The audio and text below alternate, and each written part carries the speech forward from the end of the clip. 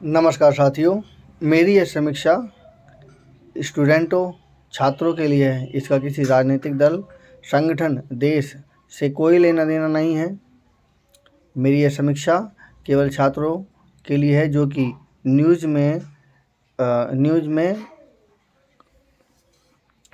Exam से related question ढूँढते हैं। पश्चिमी एशिया, बिना समाधान वाली शांति। अमेरिका और ईरान के बीच घोषित हुआ नाजुक युद्ध विराम किसी संघर्ष का अंत नहीं बल्कि पश्चिम एशिया का राजनीति की एक और जटिल और अनिश्चित चरण की शुरुआत है। जो घटनाक्रम सामने आया वह किसी स्पष्ट सैन्य विजन पर परिणाम नहीं बल्कि राजनीतिक दबाव, राजनीतिक भूलों और बदलते वैश्विक समीकरणों पर का मिश्रण है। हालांकि युद्ध विराम से ऊर्जा आपूर्ति और वैश्विक अर्थव्यवस्था को लेकर कुछ तात्कालिक राहत मिली हो, किंतु इसके गहरे निहितार्थ एक ऐसी स्थिति का संकेत करते हैं जहां भारी सैन्य दबाव के बावजूद ईरान अपेक्षाकृत मजबूत स्थिति में उभरता दिखा। इस संघर्ष की जड़ें ईरान के परमाणु कार्यक्रम और उसके क्षेत्रीय प्रभाव को लेकर लंबे समय से चली आ रही चिंताओं में निहित है। इजराइल इसे अपने अस्तित्व के लिए खतरा मानता रहा और उसके लिए परमाणु क्षमता को कमज़ोर करने के उद्देश्य से सैन्य कार्रवाई को उचित ठहराया। अमेरिका इस रणनीति के साथ हमेशा खड़ा दिखाई दिया, खास तौर से ट्रंप के दौर में और मजबूती से। इसके पीछे एक व्यापक लक्ष्य ईरान की इस्लामिक व्यवस्था को कमज़ोर करना या उसे बदलना भी था। यहाँ पर पॉइंट लिखा हुआ है कि इसका एक व्यापक लक्ष्य ईरान की इस्लामिक व्यवस्था को कमज़ोर करना या उसे बदलना भी था। देखिए, पहली बात तो ये है कि ईरान इस्लामिक व्यवस्था कहें तो वो वास्तव में वो पर्शियन है, तो पारसी धर्म को अपनाते हैं। दूसरी बात, ईरान की इस्लामिक व्यवस्था को कमज़ोर करना और उसे बदलना भी बहुत ज़रूरी है। अब वो तो खैर वो क्या चाहें, ईरान की जनता खुद चाह रही है कि उनकी इस्लामिक व्यवस्था कमज़ोर हो गई है और उसे ठीक करें। इस व्यवस्था से कहीं ना कहीं परेशानी है और जब ईरान की जनता जागरूक है तो क्या ज़रूरत पड़ी थी इसमें अमेरिका के हस्तक्षेप की। दूसरी बात कि इस्लामिक व्यवस्था जो कमज़ोर है वो वास्तव में अगर दूसरे ढंग से देखा जाए तो उसका सीधा असर व्यापार से है। व्यापार, चूँकि ईरान पे इतना प्रतिबंध लग गया है कि वो आत्मनिर्भर नहीं है, वो कमज़ोर अर्थव्यवस्था की वजह से उसके ऊपर फर्क पड़ा है।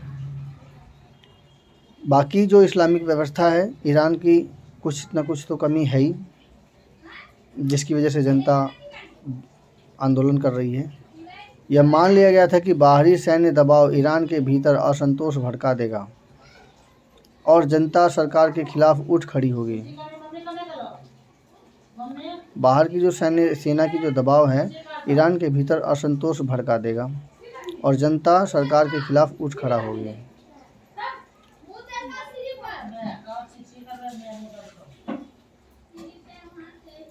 इस धारणा के उल्टा हमलों में ईरानी समाज में एक तरह की एकजुटता पैदा कर दी और लोग सरकार के पीछे लामबंद हो गए। युद्ध में अपेक्षाओं की पूर्ति न होने के कारण अमेरिका को अपनी रणनीति पर पुनर्विचार के लिए विवश होना पड़ा। ईरान की परमाणु क्षमता नष्ट नहीं हुई, उसकी राजनीतिक व्यवस्था बरकरार रही और उसके सैन्य शक्ति को निर्णायक रूप से कमज़ोर नहीं किया जा सकता। जैसे जैसे संघर्ष लंबा खींचता गया वैसे वैसे अमेरिका के लिए उसकी लागत बढ़ती गई, वह भी सिर्फ आर्थिक नहीं बल्कि राजनीतिक भी। अमेरिका में होने वाले मध्यावधि चुनावों की स्थिति को और संवेदनशील बना दिया। अब वही बात है कि अमेरिका ने जो प्लान बनाया था ना, अमेरिका फर्स्ट की नीति, वो पूरी तरह से सक्सेस नहीं हो पाई और सक्सेस ना होने के पीछे का कारण भी योजना तो ठीक बनी लेकिन उसमें सफलता नहीं मिली। तो ये जो सफलता नहीं मिली है,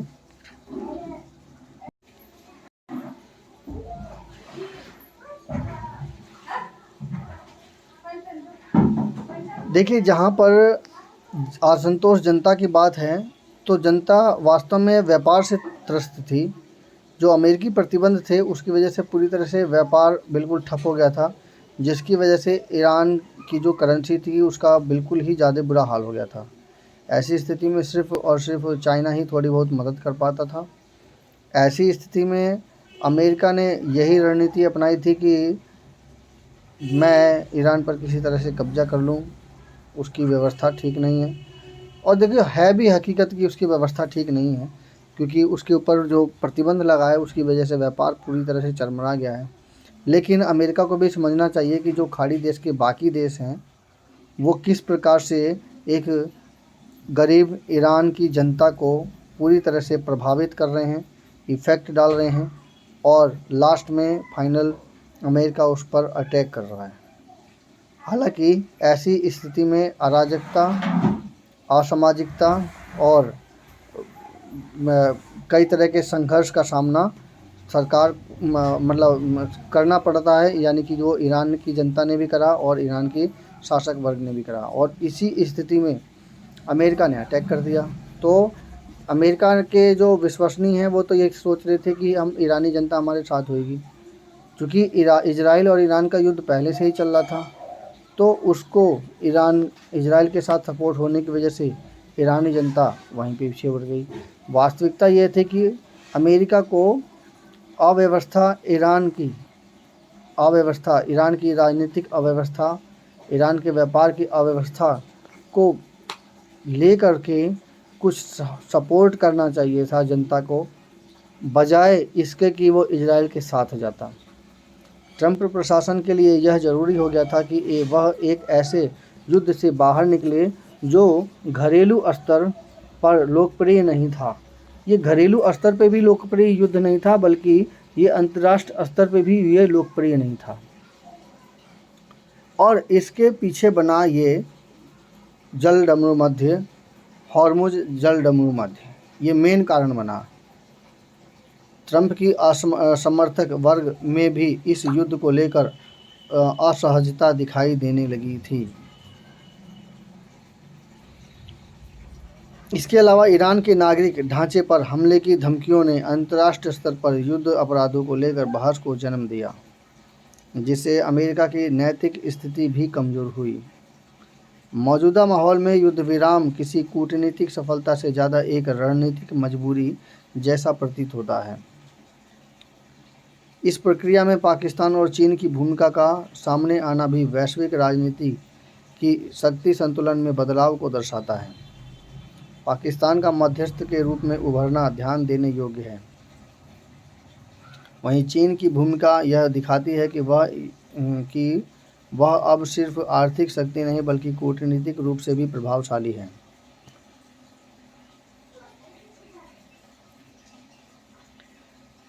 इसमें स्पष्ट रूप से चीन ही उभर के आता है। देखिए, जब दो शक्तिशाली हैं, पहले तो अमेरिका और रसिया थे शक्तिशाली, लेकिन अब ध्रुवण अमेरिका और चीन के बीच में हुआ। अब चूँकि चीन अपने व्यापारिक साझेदारी को ज़्यादा महत्व देता है, क्योंकि वो भाई बौद्धिस्ट देश है, तो वो व्यापार को ज़्यादा महत्व देता है बजाय वो किसी हथियार वाली चीज़ों को।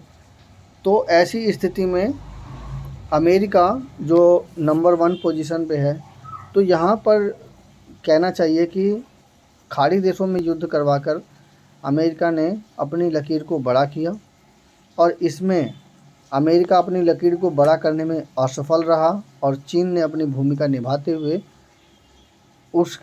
अपनी लकीर बड़ी कर ली है। वही चीन की भूमिका यह दिखाती है कि वह सिर्फ आर्थिक शक्ति नहीं बल्कि कूटनीतिक रूप से भी प्रभावशाली है। जी हाँ, चीन की ये जो भूमिका है वो यादगार भूमिका है, और चीन की इस भूमिका से बेनिफिट ये रहेगा कि चीन अपना वर्चस्व खाड़ी देशों में बना पाएगा, क्योंकि वहाँ पर चीन का एक मिलिट्री कैंप भी है। उस मिलिट्री कैंप की वजह से उसको बहुत ज़्यादा जिबूती में जो है उसका बहुत ज़्यादा बेनिफिट मिलेगा। कूटनीतिक रूप से प्रभावशाली होने की वजह से वो अपनी आर्थिक शक्ति को मजबूत कर सकेगा। मतलब इस बात ये है कि ये जो युद्ध हुआ है उससे चीन को ज़बरदस्त बेनिफिट हुआ है। उसने अपनी जो चाल चली है उसमें कूटनीतिक प्रभाव की वजह से वो ज़बरदस्त भूमिका निभा ली, और चूँकि व्यापार का मेन कारण है तो हस्तक्षेप ज़्यादा नहीं कर सकता, लेकिन चीन ने अपनी कूटनीतिक दम पर इसमें अपना महत्वपूर्ण रोल अदा करके चीन फर्स्ट वाली नीति अपना करके एट प्रेजेंट में चीन ने अपनी लाइन को बड़ा कर लिया अमेरिका से। जी हाँ, मैं यही कहना चाह रहा हूँ कि भारत सरकार भी सतर्क रहे। इस समय चीन ने अपनी लाइन को अमेरिका से बड़ा कर लिया है, जिसका असर उसके व्यापारिक वर्ग पर पड़ेगा और व्यापार उनका और ज़्यादा मजबूत होगा। ऐसा ना हो कि इससे पूरे भारत पर भी असर पड़े।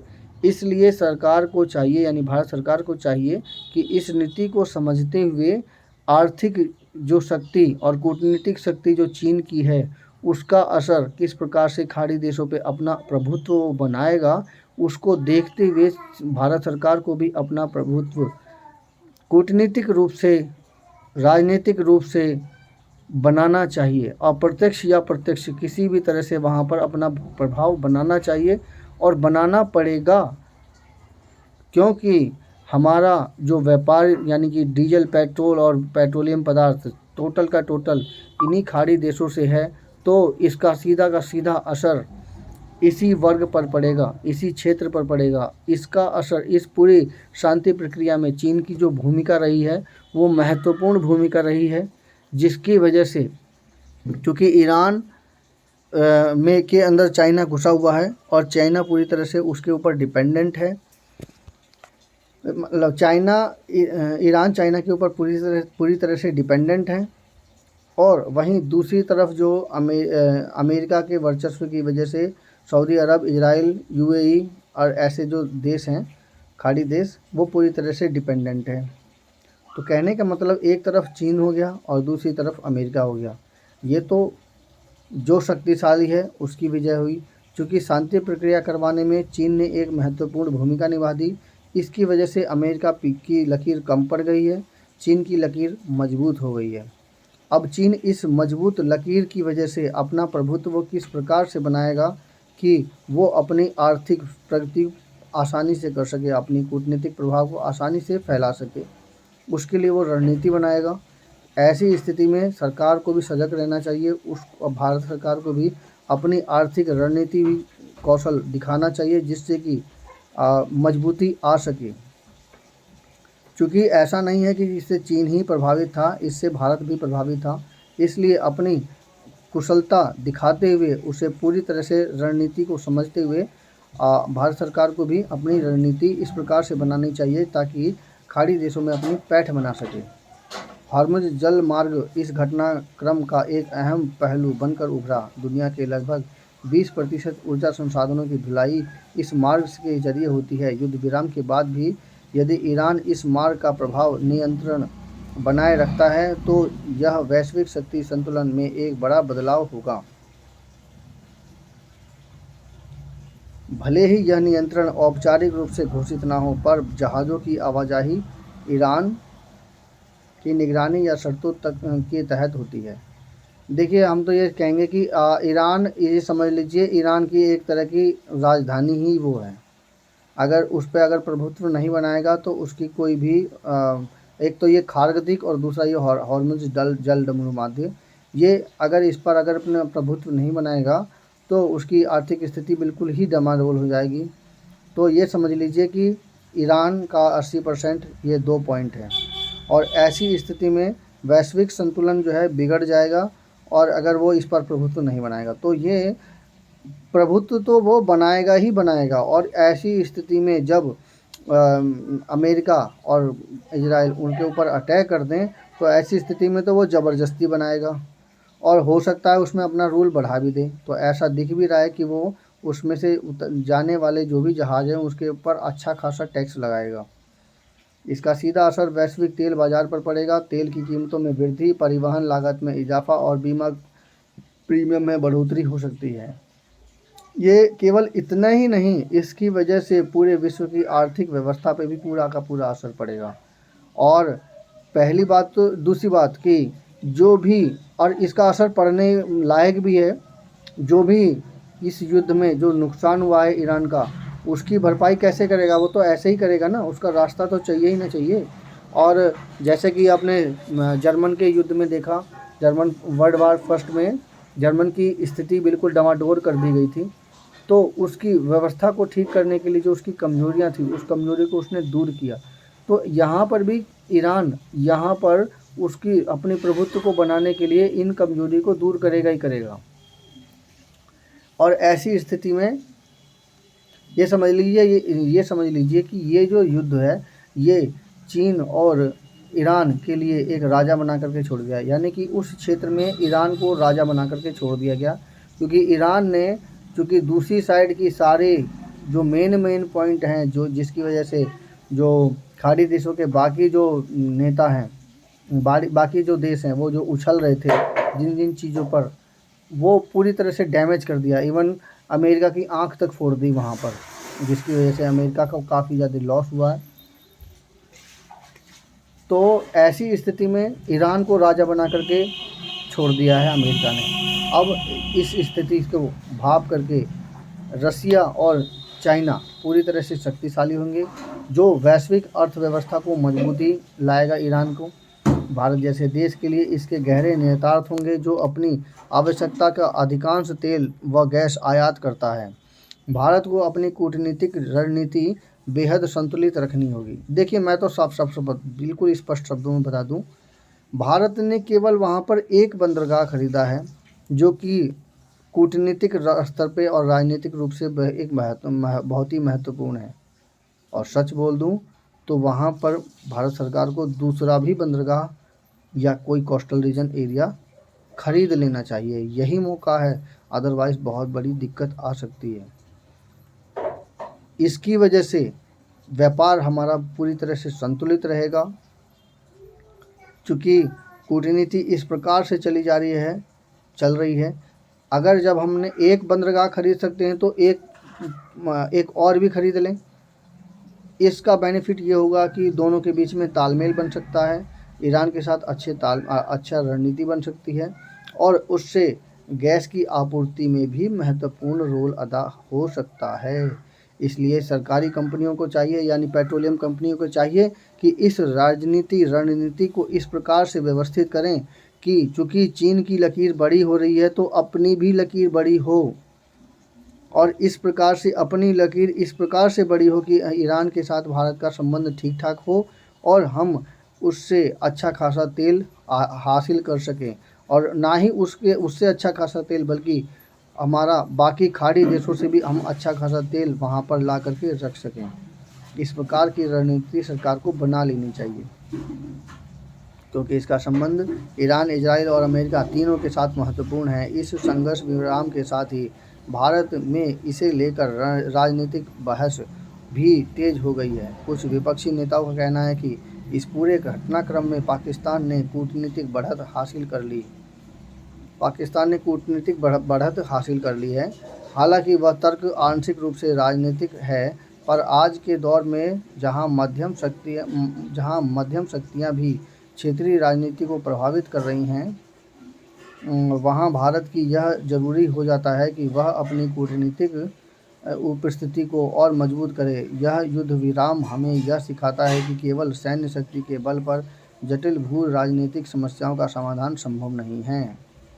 देखिए, यहाँ पर यह कहा जाएगा कि पाकिस्तान की अगर हम टक्कर लें, तो सीधी सीधी बात है कि हमें पाकिस्तान को टक्कर लेकर नहीं चलना चाहिए। सिर्फ साफ और स्पष्ट है, वो अभी बहुत पीछे है। हमें चीन को, अगर हम भाई रेस लगाएंगे तो हम चीन से लगाएंगे, तभी जा कर के हमें सफलता मिलेगी। हमें पाकिस्तान से रेस लगानी नहीं चाहिए, सीधी सीधी बात ये। दूसरी बात, पाकिस्तान की जो कूटनीति है, वो अगर अप्रत्यक्ष रूप से देखा जाए तो ये अमेरिका ने अपने एक मोहरा बना करके इस्तेमाल पहले भी करता रहा है और आगे भी करता रहेगा। इसके अलावा उसका जो मुस्लिम जो राष्ट्र हैं, उसमें पाकिस्तान के पास परमाणु रिएक्टर है, जिसकी वजह से पहले भी इस्तेमाल अमेरिका ने किया था कूटनीतिक रूप से पाकिस्तान का, और आगे भी करता रहेगा। इसकी वजह से अमेरिका अपना वर्चस्व बनाने के लिए पाकिस्तान को एक कूटनीतिक प्रयास के रूप में हासिल कर मतलब के रूप में इस्तेमाल कर रहा है। अगर उसे दूसरे ढंग में देखा जाए तो पाकिस्तान का इस्तेमाल अमेरिका ने किया, और लेकिन इसमें जो साझेदार की जो भूमिका रही है वो चाइना की है, और चाइना को ही करनी पड़ती, क्योंकि ना तो पाकिस्तान इतना शक्तिशाली है। इसमें अगर अप्रत्यक्ष रूप से देखा जाए तो इसमें अमेरिका, इजराइल एक तरफ हो गए, दूसरी तरफ रसिया, ईरान और चाइना, जो कि ये शक्तिशाली देश हैं, ये अपने ढंग से अपने अपने व्यापार को लेकर के चल रहे हैं। क्योंकि ये सारे के सारे जो खाड़ी देश हैं, इनके पास पैसा है, दौलत है, और इनके पास सारा का सारा वर्चस्व है, लेकिन ये अपने अपने प्रभुत्व की लड़ाई में लड़ने लगे, और भाई जहाँ ये घमंड आ जाता है ना, तो वहाँ समझ लीजिए विनाश हो जाता है। और ये जो है ना, जो जो खाड़ी युद्ध है, ये वास्तविकता अगर इसे देखा जाए तो ये केवल एक छोटा एक घमंड की वजह से सब हुआ है युद्ध। और ये जब इस प्रकार की जो राजनीति होती है ना, जो कि एक क्षणिक घमंड को लेकर के जब राजनीति बनती है, तो इससे पूरी की पूरी अर्थव्यवस्था टूट जाती है। कहने का मतलब ये है कि हर राजतंत्र का यही हाल है। अब ये जो खाड़ी देश हैं, ये सभी राजतंत्र वाले हैं। इन खाड़ी देशों का क्या, हर राजतंत्र का इसी तरह से हाल है कि जब उसमें तर्क संगतता बिल्कुल ख़त्म हो जाती है, और जब वो तर्क संगतता खत्म होने के बाद वो संप्रभुता पे पहुंच जाएगी, और संप्रभुता पे पहुंचते ही वो कूटनीतिक प्रयास को तो छोड़ो, फिर वो युद्ध की तरह पहुंच जाता है। तो ये तो हर एक राजतंत्र का यही हाल है। तो यहाँ पे कह रहा है कि भारत के लिए यह ज़रूरी हो जाता है कि वह अपनी कूटनीतिक उपस्थिति को और मजबूत करे। हाँ जी, अपनी कूटनीतिक उपस्थिति सबसे मजबूत करना वहाँ सबसे ज़रूरी है। यह युद्ध विराम हमें यह सिखाता है कि केवल सैन्य शक्ति के बल पर जटिल भू राजनीतिक समस्याओं का समाधान संभव नहीं है। सैन्य शक्ति के बल पर समस्याओं का समाधान संभव नहीं है। जी हाँ, ये जो पॉइंट है, ये बहुत ही महत्वपूर्ण है कि सैन्य शक्तियाँ अपना काम करती हैं और राजनीति अपना काम करती है। सैन्य शक्ति तो एक फाइनल पोजीशन है। पहले तो ये देखिए ना, पहले सॉवरेनिटी की बात आती है। जब जो युद्ध होता है ना, तो पहले दो देशों में या किसी अन्य देशों में पहले सॉवरेनिटी की बात आती है, यानी कि संप्रभुता की बात आती है। और जब ये संप्रभुता की बात आती है, तो इसी संप्रभुता के बचाव के लिए एक देश दूसरे देश पर हमला करेगा, मतलब कि एक कूटनीतिक प्रयास करेगा या फिर कोई कमेंट पास करेगा। जब ये कमेंट पास करेगा तो धीरे धीरे करके सिचुएशन बदल जाती है। राजतंत्र में यही होता है कि वो अपनी इंटरनल प्रॉब्लम को तो सॉल्व कर देगा। इंटरनल प्रॉब्लम मतलब जैसे कि एक बड़ा बिल्डिंग बना दिया, एक व्यापारिक स्थल बहुत अच्छा बना दिया, लेकिन वो जनता को खुश नहीं कर पाता है। इसी वजह से लोकतंत्र लाया गया कि सोवर्निटी यानी कि आत्म जो सम्मान है किसी भी देश का, उसको लेकर के राजतंत्र वालों में ज़्यादा लड़ाई होती है इन कंपैरिजन लोकतंत्र वालों में। अब देख लीजिए, अमेरिका ने अटैक किया, तो इस अटैक की वजह से उसने जो है अमेरिका ने जब अटैक किया तो अमेरिका के ऊपर भी उंगली उठी, और क्योंकि वो लोकतंत्र है तो उसमें विपक्ष या जनता का अपना एक ऑब्जेक्शन उठा सकता है। छात्र भी इस बात का ध्यान रखें कि राजतंत्र वालों में इस प्रकार की सोवर्निटी की लड़ाई होनी शुरू हो जाती है, जबकि लोकतंत्र में इस प्रकार की सोवर्निटी यानी कि आत्मसम्मान की जो लड़ाई नहीं होती, कम होती है। होती है क्यों नहीं, कम होती है। विपक्ष में बोलने वाला मिल जाता है। सबसे बड़ी बात है कि कोई बात होती है उसमें विपक्ष और पक्ष दोनों रख सकते हैं। आज जो खाड़ी देशों का ये जो हाल है, वो केवल अगर दूसरे ढंग से देखा जाए तो ये राजतंत्र और लोकतंत्र की लड़ाई है। क्योंकि राजतंत्र में कोई भी ऑब्जेक्शन बोल नहीं सकता, कोई किसी को भी ऑब्जेक्शन कोई कर नहीं सकता, जनता कोई भी ऑब्जेक्शन नहीं उठा सकती है, जबकि लोकतंत्र में ऑब्जेक्शन उठाया जा सकता है। तो ये समाज की सिचुएशन इस प्रकार से बनती है। वास्तविकता अगर इसे देखा जाए तो समाज की सिचुएशन इस प्रकार से बनती है। सबको अपने जान की परवाह रहती है, और इस मामले में भारत ज़्यादा दक्ष है। और वास्तविकता ये देखा जाए तो इस युद्ध में अमेरिका जो कि ताकतवर था, सैन्य रूप से तो ताकतवर ही था, उसने अपना मोहरा पाकिस्तान को इसमें खड़ा कर दिया। ताकि इसमें शांति बनाई जा सके, और किया भी वही है। क्योंकि ताकतवर अमेरिका है तो उसने पाकिस्तान को अपनी कूटनीतिक प्रयास से आगे ला करके उसे कंट्रोल कर दिया। जहां अमेरिका और इजराइल जैसे शक्तिशाली देश पूरी ताकत लगाने के बावजूद अपने सभी उद्देश्यों को हासिल नहीं कर सके, वहीं ईरान ने अपनी स्थिति को न केवल बनाए रखा बल्कि उसे मजबूत भी किया। आने वाले दिन तय करेंगे कि यह युद्ध विराम स्थायी शांति की ओर बढ़ता है या फिर एक और बड़े संघर्ष की भूमिका तैयार करता है। युद्ध विराम स्थायी शांति की ओर बढ़ता है या फिर बड़े संघर्ष की भूमिका तैयार करता है। फिलहाल भले ही शांति हो गई हो, पर तनाव अभी भी है। वैश्विक व्यापार की जीवन रेखा के रूप में उभरा हॉर्मुज अब एक ऐसे क्षेत्र में बदल चुका है जहां शक्ति संतुलन और रणनीतिक प्रतिस्पर्धा साफ दिखाई देती है। देखना होगा कि यह अस्थायी शांति स्थायी समाधान का रास्ता बनती है या एक और टकराव का कारण। देखिए, हम तो सिर्फ ये कहेंगे कि अगर वही खाड़ी देश अगर लोकतंत्र को लाएं तो इस समस्या का सॉल्यूशन हो जाएगा। अगर वो राजतंत्र को लाएंगे तो फिर से वही सॉवर्निटी यानी कि आत्मसम्मान, एक दूसरे के जो प्रति जो कमेंट है वो फिर से पास होने शुरू हो जाएंगे। जनता की कोई वैल्यू नहीं रहेगी तो फिर से वो युद्ध की सिचुएशन बन जाएगी। समीक्षा कैसी लगी कृपया कमेंट कीजिए, चैनल को सब्सक्राइब कीजिए। धन्यवाद।